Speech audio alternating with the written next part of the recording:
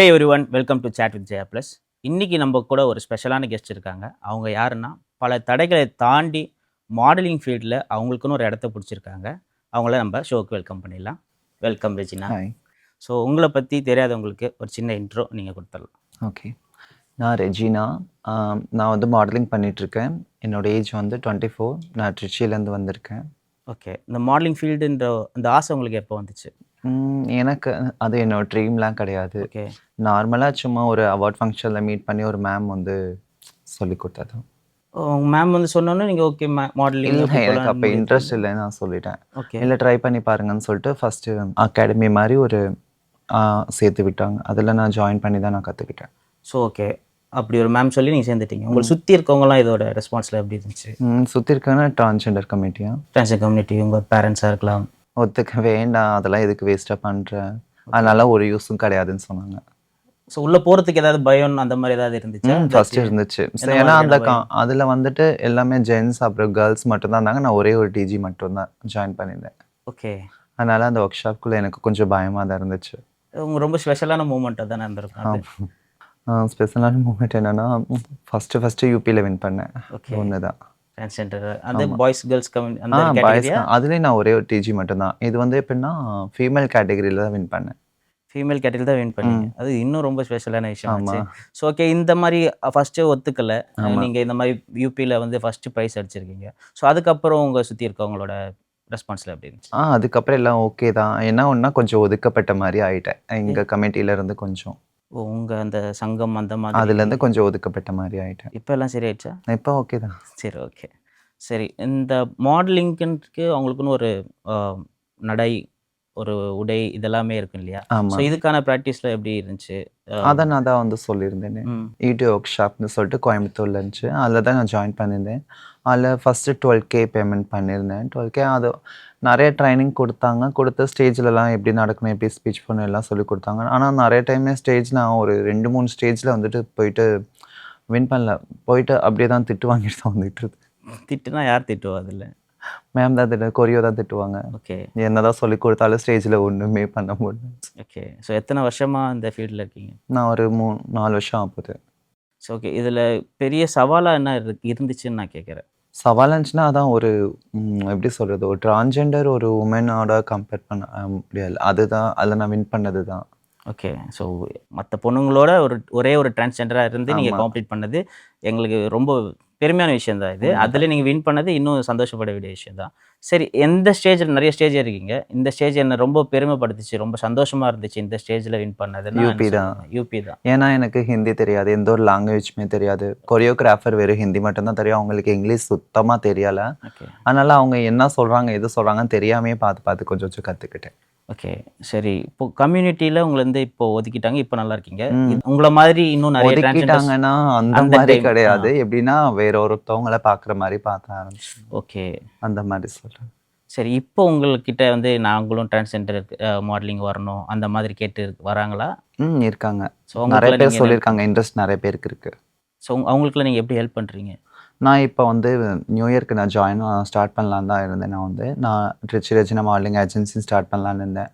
அப்புறம் வந்து சரி வேண்டாம், கொஞ்சம் நாள் போகட்டும் அப்படின்னு வெயிட் பண்ணிட்டு, ஆனால் ஒரு மாடலுக்கு வந்து நான் ட்ரைனிங் கொடுத்து அவங்கள தஞ்சாவூரில் வின் பண்ண வச்சுருக்கேன். நைஸ். இந்த ஃபீல்டில் உங்களுக்கு ரோல் மாடல்னு யாராவது இருக்காங்களா?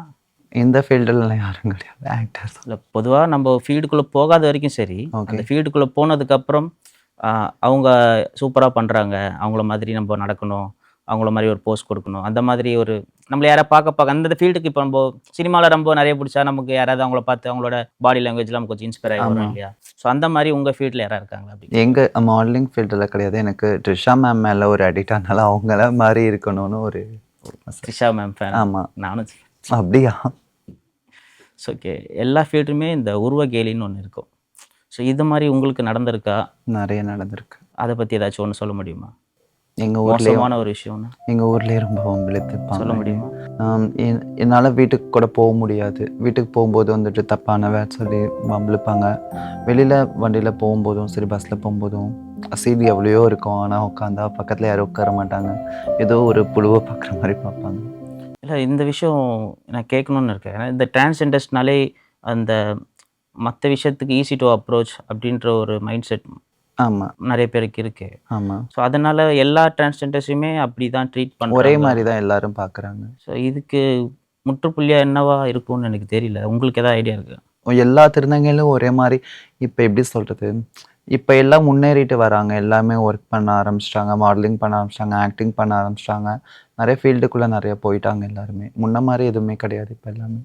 மக்கள்கிட்டயும் கொஞ்சம் விழிப்புணர்வு இருக்குது. நான் ஃபஸ்ட்டு இருந்த மாதிரி மக்களுமே இல்லைன்னு நினைக்கிறேன். ஃபஸ்ட்டு ஒருத்தவங்க டிரான்ஸ்ஜெண்டர் பார்த்தாலே பயந்த காலம்லாம் இருந்திருக்கு. ஆமாம் ஆனால் இப்போது வந்து அவங்களும் நம்மள மாதிரி ஒரு ஆளுன்ற மாதிரிலாம் வந்துட்டாங்க. ஆனால் இன்னுமே ஒரு சில பேர் பண்ணுற தப்புனால பண்ணலன்னு சொல்லல, எங்கள் ஆளுங்களும் தப்பு பண்ணுறாங்க தான். ஸோ உங்களதுலேயும் ஒரு சில பேர் பண்ணுற தப்புனால அது மொத்தமாக வந்து ஒரு கம்யூனிட்டியை வந்து நேம் டேமேஜ். ஆமாம் அப்படி பண்ணிட்டுருக்காங்க. ஸோ நீங்கள் என்னைக்காச்சும் ஸ்டேஜில் இதை பற்றி பேசியிருக்கீங்களா? இல்லை. இன்னைக்கு இந்த ஸ்டேஜை யூஸ் பண்ணிக்கிறீங்களா? கண்டிப்பாக பேசிக்கலாமே.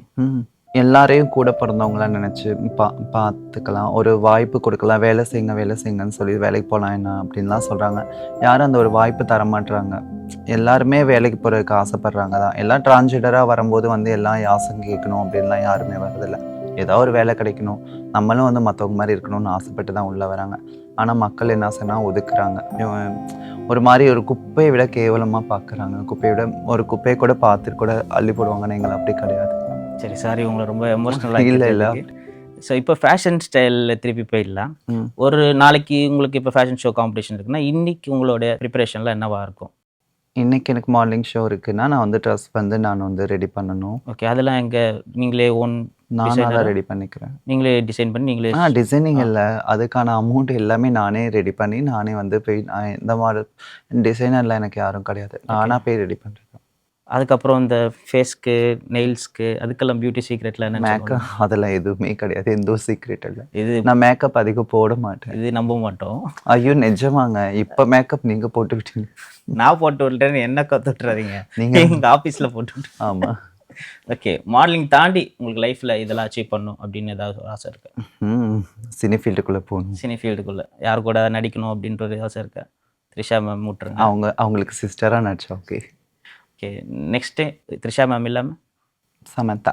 ஓகே, ஸோ மாடலிங் இல்லாமல் வேற ஒரு ப்ரொஃபஷனுக்கு போயிருக்கணும் அப்படின்னா என்ன போயிருப்பீங்க? மாடலிங்னா சினி ஃபீல்டுக்குள்ளே போகணும். கண்டிப்பாக அது ஒன்று தான். அதுக்கான முயற்சிலாம் என்னவா இருக்கும்னு நினைக்கிறீங்க? அதுக்கான முயற்சி தான் மாடலிங். ஸோ இதில் சக்ஸஸ் பண்ணிட்டு இருக்கிறது தான் உங்களுக்கு அடுத்த கட்டத்துக்கு சினிமாவுக்கு கூட்டு போகணும்னு நம்புறீங்க. நாங்களும் நம்புகிறோம்.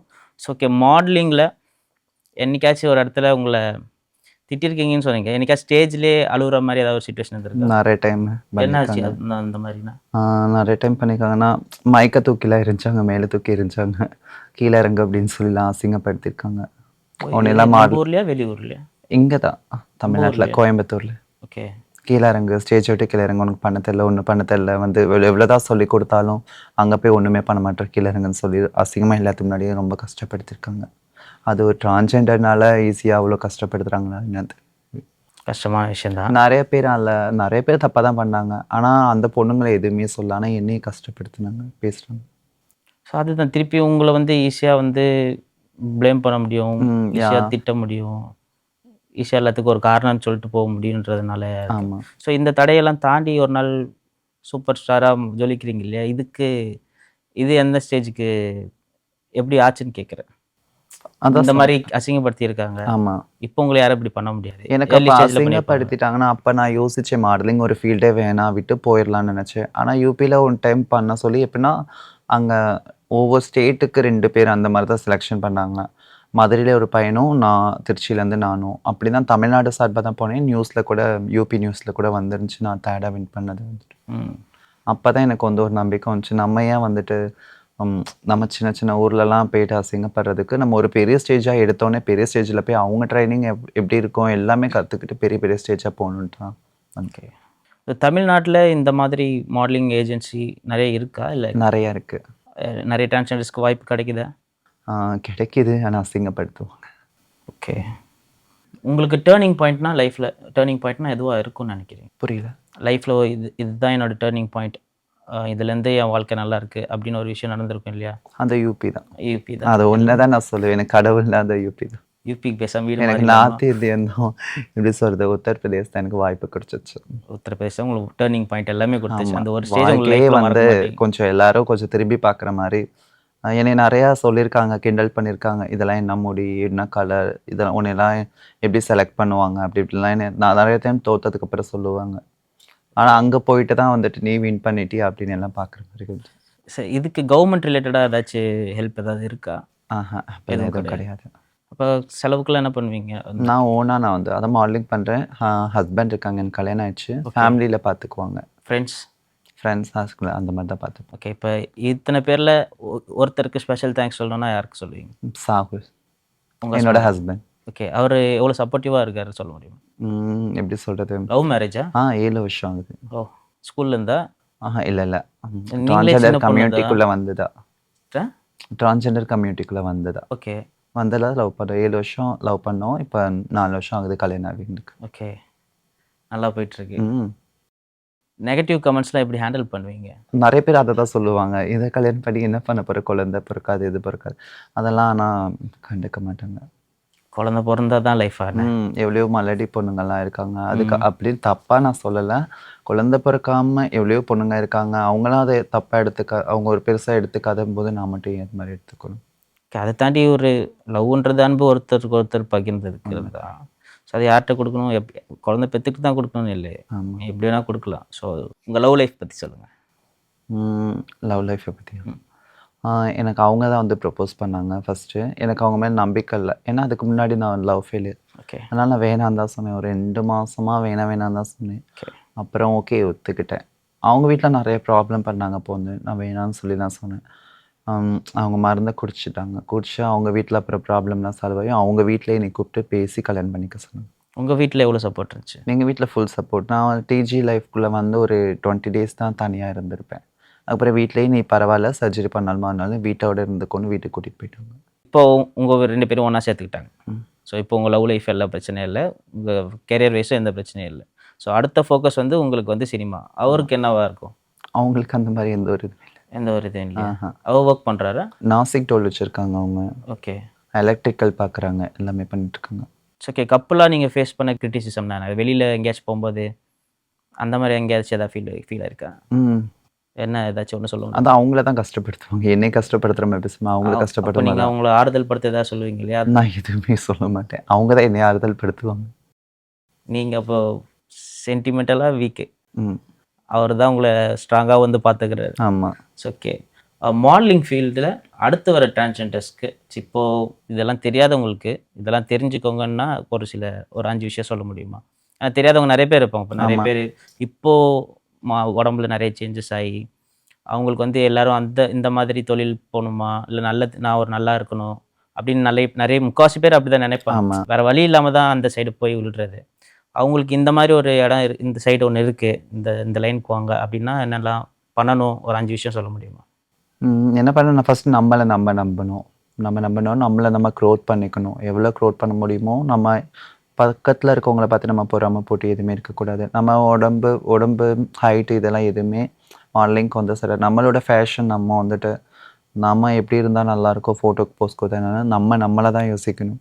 ஓகே, இல்லை இந்த ஃபீல்டுக்குள்ளே வரணும்னா என்னென்ன பண்ணணும்? இந்த மாதிரி ஏஜென்சியில் ஜாயின் பண்ணணும். ஆமாம், அந்த மாதிரி அதுக்கான டீட்டெயில்ஸ்லாம் சொல்லுங்கள். கோயம்புத்தூரில் E2 ஒர்க் ஷாப்னு சொல்லி ஒன்று இருக்குது. அவங்க மேம் வந்து நேம் வந்து ஷில்பா சீதாராமன். ஓகே, ஸோ அவங்கள தான் நான் சொல்லுவேன். அவங்க தான் ஃபஸ்ட்டு நேம் வந்துட்டு ரசிதான்னு சொல்லிட்டு ஒரு மேக்கப் ஆர்டிஸ்ட். அவங்க புனேயில் ஒரு பெரிய ஆர்டிஸ்ட்டு. அவங்க நானும் ஒரு அவார்ட் ஃபங்க்ஷனில் மீட் பண்ணியிருக்கோம். அவங்க தான் எல்லாம் ஜாயின் பண்ண வச்சாங்க. ஓகே, இப்போ இந்த கூத்தாண்டவர் கோயில் திருவிழாலாம் இருக்குல்ல, அங்கெல்லாம் நீங்கள் போயிருக்கீங்களா? நான் போனதில்லை. விருப்பம் இல்லை. எதனால்? ஏன்னா அது அவங்களோட கல்ச்சரில் அது ஒன்று முக்கியமான இருக்குது. நான் அது மாதிரி பண்ணதில்லை. ஏன் ஏதாச்சும் ஒரு நெகட்டிவ் ரீசன் இருக்கும் இல்லையா உங்களுக்கு? அப்படிலாம் இல்லை. சரி, ஓகே. ஃப்ரீ டைமில் நல்லா போனீங்க, டான்ஸு, பாட்டு பாடுறது, அந்த மாதிரி ஏதாவது ஹாபி இருக்கா? சமையல் பண்ணுவேன். உன் சமையல் அறையில் ஹஸ்பண்ட் ஒய்ஃப் இருப்பீங்க போல இருக்கு. கடவுள் நம்பிக்கை இருக்கா? இருக்கு. கம்மியா அதிகமாக? கம்மி தான். ஓகே, மாடலிங் இண்டஸ்ட்ரி இதில் அட்ஜஸ்ட்மெண்ட்டுன்ற ஒரு வார்த்தை இருக்கு இல்லையா? ஆமாம். உங்களுக்கு அது இருக்கா? கிடையாது. என்னைக்காச்சும் யாராச்சும் அந்த மாதிரி அப்ரோச் பண்ணியிருக்காங்க? கிடையாது. எனக்கு மேம் தான் இருக்காங்க. மேம் சில்தாஸ், அவங்க தான் எல்லாமே. ஓகே, அது போக சமூக வலைத்தளங்களில் எப்படி யார் வேணால் மேம் இந்த மாதிரி ஃபீல்டில் மேம் பார்க்குறவங்க தப்பாக தான் சொல்லுவாங்க. ஓகே, சோஷியல் மீடியாவில் யாராவது அப்ரோச் பண்ணியிருக்காங்களா? பண்ணியிருக்காங்க. சொல்ல விரும்பலையா? வேணாம்.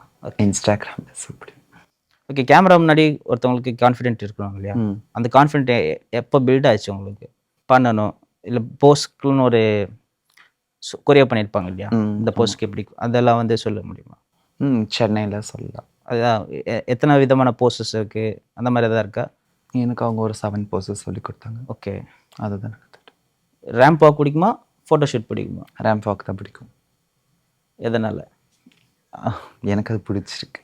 ரேம்ப் வாக் கொரியா கஷ்டன்றதுனால ஃபோட்டோஷூட்டுக்கு போயிட்டீங்களா? ஃபோட்டோஷூட் எனக்கு அந்த அளவுக்கு வராது. ரேம்ப் வாக் நல்லா வரும். ஓகே. இப்போ சினிமா கிடைக்கல, சீரியல் வாய்ப்பு தான் கிடைக்குது, அப்போ கிடைக்குவேன்.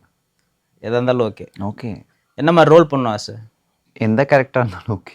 ஒரு வேலைக்காரி கேரக்டர் கொடுத்தா கூட ஓகே. டேலண்ட் காட்டணும். ஃப்யூச்சர் ப்ராஜெக்ட்ஸ் ஏதாவது இருக்கா? அடுத்து ஒரு காம்படிஷன்ஸாக இருந்தாலும் சரி, இல்லை படத்துக்கு சைன் பண்ணுற விஷயமா இருந்தாலும் சரி, ஃப்யூச்சர் ப்ராஜெக்ட்ஸ் எதாவது இருக்கா? கண்டிப்பாக இருக்கான்னு கேட்குறேன். கையில் வச்சுருக்கீங்களா? அடுத்து ஏதாவது காம்படிஷனுக்கு போகிறீங்களா? இருக்கு. என்னெல்லாம் போகிறீங்க? மிஸ் யூனிவர்ஸ் போகணும். அதுக்கு ஏதாவது ஷெடியூல் இருக்கா? ப்ரிப்பேர் ஆகிட்டு இருக்கீங்க? ரெடி ஆகிட்டு இருக்கேன். ஓகே. படத்துக்கு எங்கேயா போகிறீங்களா? படத்துக்கு எதாவது சைன் பண்ண போகிறீங்களா? ஒரு படம் பண்ணியிருக்கேன். கமலின்னு ஒரு ஷார்ட் ஃபிலிம் ஒன்று பண்ணியிருக்கேன் சின்னதாக. ஓகே. பட வாய்ப்பு ஒன்று கிடைச்சிச்சு. ஆனால் அவங்க தப்பானா உங்கள் கேரக்டர் தப்பானா அவங்க வீடியோ காலில் ஃபஸ்ட்டு வந்து இந்த மாதிரி பேசுங்க, அந்த மாதிரி டைலாக் பேசுங்கன்னு சொல்லிட்டு அவங்க வீடியோ காலில் ஸ்க்ரீன்ஷாட் பண்ணுற மாதிரிலாம் எனக்கு கொஞ்சம் தோணுச்சு. ஓ, உங்களுக்கு வீடியோ கால் பண்ணி மிஸ்பிஹேவ் பண்ணாங்க? ஆமாம், பட வாய்ப்புன்னு சொல்லிட்டு. ஸோ இதை தான் கேட்டேன் நான். அவங்க ஒரு பெரிய அட்ஜஸ்ட்மெண்ட்ன்ற விஷயத்தில் யாராவது எங்கேயாச்சும் மீட் பண்ணீங்களான்னு கேட்குறேன். அவங்க ஒரு பெரிய ஆர்டிஸ்டும். பேர் சொல்லலாம்? நேம் வேணா? பேர் சொல்லாமல் சொல்ல என்ன நடந்துச்சோ சொல்லலாம். அவங்க நிறைய படம் பண்ணி நாளைக்கு அது இன்னொருத்தவங்களுக்கு அந்த ஒரு சுச்சுவேஷன் ஃபேஸ் பண்ணாமல் இருக்கிறதுக்கு யூஸ் ஆகலாம். எனக்கு வந்து எப்படி சொன்னாங்கன்னா, ஒரு சின்ன கேரக்டராக தான் சொன்னாங்க. அந்த சின்ன கேரக்டருக்கு வந்து லெவல் சொன்னாங்க. எனக்கு வந்து 11 தரு அப்படின்னு நான் அதை யோசித்தேன். ஒரு சின்ன கேரக்டருக்கு எடுத்தோடனே 11 தருவாங்களா அப்படின்னு யோசித்தேன். ஆனால் அவங்க பேசுகிறது எல்லாமே ஃபேக்காக பேசுகிற மாதிரி தான் எனக்கு ஃபஸ்ட்டு தோணுச்சு. அப்புறம் அவங்கள போய் கூகுளில் சர்ச் பண்ணி பார்த்தேன். ஓகே தான், அவங்க தான் அது. வீடியோ கால்லாம் என்கிட்ட பேசியிருக்காங்க. ஃபஸ்ட்டு பேசும்போது கொஞ்சம் நல்லா பேசினாங்க. அப்புறம் போக போக வந்து கொஞ்சம் வீடியோ காலில் ட்ரெஸ் அட்ஜஸ்ட்மெண்ட் நீங்கள் அது பண்ணுங்கள், இந்த ட்ரெஸ் பண்ணுங்கள் அப்படின்னு சொன்னாங்க. எனக்கு அது பிடிக்கல. அவங்க ஸ்க்ரீன்ஷாட் பண்ணுற மாதிரி எனக்கு ஒரு ஃபீல். ஓகே. அந்த ஃபீல் வந்ததுக்கப்புறம் அதோட எப்படி கட் பண்ணி விட்டுட்டேன். நான் அவாய்ட் பண்ணிட்டேன். பேசல அதுக்கப்புறம் பிளாக் பண்ணிச்சு. ஓகே. இதெல்லாம் ஹஸ்பண்ட் கிட்ட சொல்லி ஷேர் பண்ணியிருக்கீங்களா? சொல்லலை, யாருக்குமே தெரிஞ்சிருக்குமே. பரவாயில்ல. ஓகே. மற்றவங்களுக்கு யூஸ் ஆகுன்றதுனால நீங்கள் அதை இன்றைக்கி ஓப்பன் அப் பண்ணியிருக்கிறதுக்கு ரொம்ப தேங்க்ஸ். ஃபைனலாக உங்கள் ஃப்யூச்சருக்காக மக்கள்கிட்ட ஏதாச்சும் ரெஸ்பான்ஸ் வேணும்னா, ஏதாச்சும் பேசணுன்னா பேசிக்கலாம். எங்களையும் உங்களோட சேர்த்து ஒரு சக மனுஷனாக பார்த்தா போதும். உங்களுக்கு வந்து அது உரிமைன்னு சொல்லி எடுத்துக்கிறீங்க, எங்களுக்கு அது வந்து சலுகைன்னு சொல்லி அசிங்கப்படுத்துறீங்க. உங்களுக்கு உரிமைனா எங்களுக்கு உரிமை தான். நீங்களும் டேக்ஸ் கட்டுறீங்க, நாங்களும் டேக்ஸ் கட்டுறோம். உங்களை மாதிரி தான் நாங்களும் உலகத்தில் வாழ்கிறோம். ஆனால் நீங்கள் தனியாக பிரித்து பார்க்குறீங்க. ஓகே. இந்த எல்ஜிபிடிக்யூ இந்த ரேலிலாம் இருக்கு இல்லையா, இதை பற்றின ஏதாவது ஐடியா இருக்கா? அதுக்கு போயிருக்கீங்களா? அதுக்கும் போகலையா? ஐடியாவும் இல்லையா? இல்லை. ஏன் முக்கியமான விஷயத்தில் எதுவுமே இருக்க மாட்டீங்களே? இல்லை, எனக்கு அவ்வளோக்கு இன்ட்ரெஸ்ட் இல்லை. டிரான்ஸ்ஜெண்டர்ஸ்லாம் ஒரு பேரண்ட்ஸ்னு ஒருத்தவங்க இருப்பாங்க, அம்மான்னு ஒருத்தவங்க இருக்காங்க. அவங்க உங்களுக்கு இருக்காங்களா? இருக்காங்க. அவங்களுக்கு ஏதாவது சொல்லணும்ல சொல்லலாம். இந்த அவங்க எனக்கு எப்படி சொல்கிறது, லைஃப்பில் நான் நிறையா ஏமாந்துருக்கேன். டிரான்ஸ்ஜெண்டர் கமிட்டியை விட்டு வந்து ஃபஸ்ட்டு உள்ளே வரும்போது ஒரு டிரான்ஸ்ஜெண்டர் தான், அவங்களும் 2 டிரான்ஸ்ஜெண்டர். அவங்க ரொம்ப குடிப்பாங்க. அவங்க தப்பானவங்கன்னே சொல்லலாம் நான். அவங்க கையில் போய் மாட்டிக்கிட்டேன். அப்போ நான் ரொம்ப சின்ன பிள்ளை, தெரியாது எனக்கு. 16 வயசு தான் இருக்கும். 15-16 தான் இருக்கும். மாட்டிக்கிட்டேன். அவங்க டெய்லியும் குடிப்பாங்க. குடிச்சிட்டு டான்ஸ் ஆடுறது இந்த மாதிரிலாம் நிறையா பண்ணுவாங்க. அவங்களுக்குள்ளே சண்டை போட்டுக்குவாங்க. அதனால நான் பிடிக்காம கோயம்புத்தூர் போயிட்டேன். கோயம்புத்தூர்லேருந்து மறுபடியும் திருச்சி. என்னோடய மம்மி பேர் வந்து சிந்து. அவங்க தான் எனக்கு வந்து சர்ஜரி பண்ணலேருந்து எல்லாமே அவங்க தான் பார்த்துக்கிட்டாங்க. இன்னொருமே மாடலிங்க்கு வந்து சுஜி, என்னோட நானின்னு சொல்லி இருப்பாங்க. நானினா சிந்துமான்னு சொல்லி அவங்களுக்கு அம்மா. அவங்க பேர் வந்து சுஜி. அவங்க வந்து திருச்சியில் ஒரு முக்கியமான ஆள்னே சொல்லலாம், ஒரு நல்ல கைடுன்னு சொல்லலாம். எனக்கு ரொம்ப பிடிக்கும். அவங்க 2 பேர்னால தான் மாடலிங்குள்ளேயும் வந்தேன். கொஞ்சம் சப்போர்ட்டிவ் கொஞ்சம் கிடச்சிச்சு. அவங்க தான் சர்ஜரி பண்ணாங்க. அவங்க தான் கல்யாணமும் பண்ணி வச்சாங்க. அவங்க தான் நல்லா பார்த்துக்கிறாங்க. எனக்கு மற்ற விஷயத்தில் வந்து எனக்கு தெரியாத விஷயத்த சொல்லி கொடுக்கணும் அப்படின்னா, சென்னையில் வந்து கத்ரினான்னு சொல்லிட்டு ஒரு ஆண்டி இருக்காங்க. அவங்க தான் நிறைய விஷயம் எனக்கு வந்து இது மாதிரி இப்படி பண்ணுமா அப்படி பண்ணுமான்னு சொல்லி கொடுப்பாங்க. ஓகே. ஸோ இவங்க எல்லாருக்கும் ஒரு பெரிய நன்றி சொல்லிடலாமா? கண்டிப்பாக. எல்லாத்துக்குமே ரொம்ப ரொம்ப தேங்க்ஸ். நான் இவங்கெல்லாம் இல்லைன்னா நான் கண்டிப்பாக இல்லை. இப்போ நான் அவங்க எல்லாத்துக்கு முன்னாடி இருக்கேன்னா அவங்களோட எப்படி சொல்கிறது, என்னை விட அவங்க தான் வந்து நிறைய யோசிச்சிருக்காங்க. ஓகே. ரெஜினான்ற பேர் ராஜாராணி படத்துக்கு அப்புறம் வச்சிங்களா இல்லை முன்னாடி வச்சிங்களா? அந்த படத்துக்கு அப்புறம் தான் வச்சு. படத்துக்கு அப்புறம். ரெஜினா இல்லைங்க, திருச்சி ரெஜினா. ஓகே. திருச்சிக்கு ஒரு அடையாளம் தான் நீங்கள். ஆமா. ஏன்னா நீங்கள் அவ்வளோ சக்ஸஸ்ஃபுல்லாக இத்தனை வருஷம் பண்ணிட்டுருக்கீங்க, இத்தனை வருஷம் ஸ்ட்ரகிளுக்கு அப்புறம் பண்ணியிருக்கீங்க. ஆமாம், இன்னமும் நிறைய ஸ்ட்ரகிள் நீங்கள் ஃபேஸ் பண்ண வேண்டியது இருக்குது. கண்டிப்பாக. ஸோ இதெல்லாமே நீங்கள் வந்து ஒரு நல்ல ஃபேமிலி சப்போர்ட்டோட, ஃப்ரெண்ட்ஸ் சப்போர்ட்டோட, எங்கள் ஜெயா ப்ளஸ் சப்போர்ட்டோட இன்னும் சூப்பராக இன்னும் நிறைய ப்ராஜெக்ட்ஸ்லாம் பண்ணி உலகத்துக்கே தெரிகிற ஒரு ஸ்பெஷலான ஒரு டிரான்ஸ்ஜெண்டராக சூப்பர் மாடலாக வரணும்னு நாங்கள் எங்கள் சார்பாக வாழ்த்துறோம்.